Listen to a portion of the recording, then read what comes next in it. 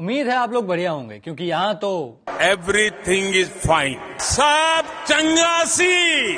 नमस्कार, मैं प्रद्युम्न हाजिर हूँ आम आदमी की कार, दिल्ली सरकार और मोदी जी के सत्कार से जुड़ी खबरें लेकर।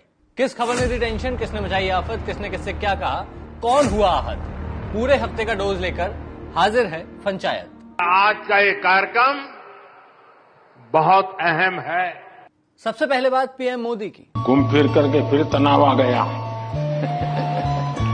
प्राइम मिनिस्टर नहीं, पैकर्स एंड मूवर्स वाले पीएम की। भारत में अपने कुछ दिनों का वैकेशन पीरियड खत्म करके मोदी जी फिर से 5 देशों के टूर पर निकल गए हैं। कभी कभी तो लगता है कि मोदी जी घूमने विदेश नहीं जाते बल्कि घूमने यहाँ आते हैं। बात तो सही है। बाकी लोगों की पहुंच दूर दूर तक होती है, इनकी पहुंच टूर टूर तक। असली एनआरआई तो यही है, नॉन रिटर्निंग इंडियन। मैं सब समझ रहा हूँ। मोदी जी के घूमने का शौक अब देश को शौक देता जा रहा है। इतने देश घूमने का रिजल्ट पहलगाम के बाद देख ही लिया था। कोई देश साथ नहीं। पाकिस्तान को अलग करने की डेंगे थी और खुद अलग होकर रह गए। खबर तो आपको भी पता ही होगी कि पाकिस्तान यूएनएससी यानी संयुक्त राष्ट्र सुरक्षा परिषद का अध्यक्ष बन गया है। समझ नहीं आ रहा है कि मोदी जी किसकी तरफ है। इधर मोदी जी विदेश गए, उधर पाकिस्तानी अकाउंट भारत में वापस आ गए। मास्टर स्ट्रोक के नाम पर जो बैन लगाया था वही बैन मास्टर स्ट्रोक के नाम पर हटा दिया गया। अब लग रहा है मोदी जी की नसों में गरम सिंदूर नहीं, ठंडा अमचूर दौड़ रहा है। भाजपा चाहे तो अगले चुनाव के लिए ये नारा दे सकती है, सत्ता के नशे में चूर, नसों में दौड़ रहा अमचूर। खैर, मोदी जी भी गजब अवतारी हैं। उनका एक ही फंडा है, याचना नहीं अब रण होगा, हर एक देश में भ्रमण होगा। अब भ्रमण होगा तो अवार्ड भी मिलेगा।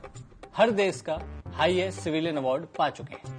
ऐसे ऐसे अवार्ड जिनका पता उन्हीं देश वालों को तब चलता है जब वो मोदी जी को मिल जाता है।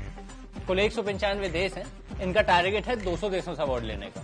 अब आप सोच रहे होंगे 5 बचे देश कौन से हैं?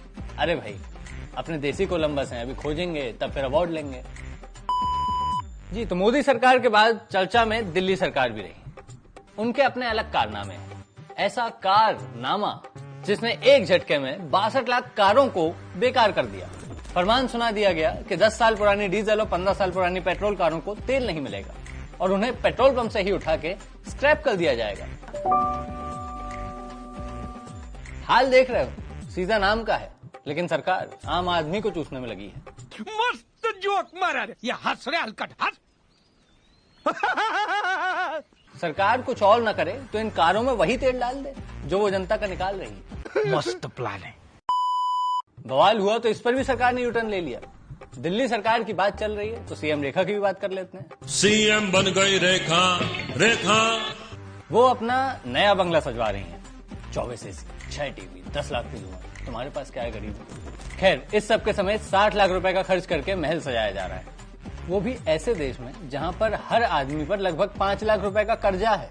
कुल मिलाकर फिजूल खर्ची में सीएम रेखा सीमा रेखा पार कर चुकी है। इलेक्शन से पहले शीश महल पर हल्ला करने वाले अब शीश महल बना रहे हैं। बाकी मुझे लगता है कि शीश महल कम, टीस महल ज्यादा है। अगली खबर अजब एमपी से आई है और खबर भी बहुत गजब है। यहाँ सीएम मोहन यादव के काफिले की 19 गाड़ियों में डीजल की जगह पानी भर दिया।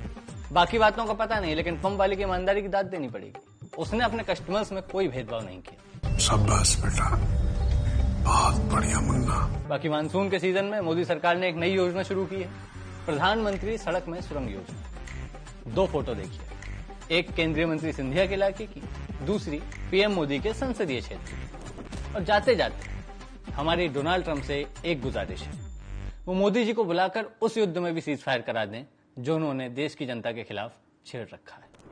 आज के लिए इतना ही काफी है। अगले हफ्ते फिर आऊंगा बेखबरों को खबर देने और जनता के सरोकार में नाकाम सरकार की खबर लेने। तब तक के लिए टाटा।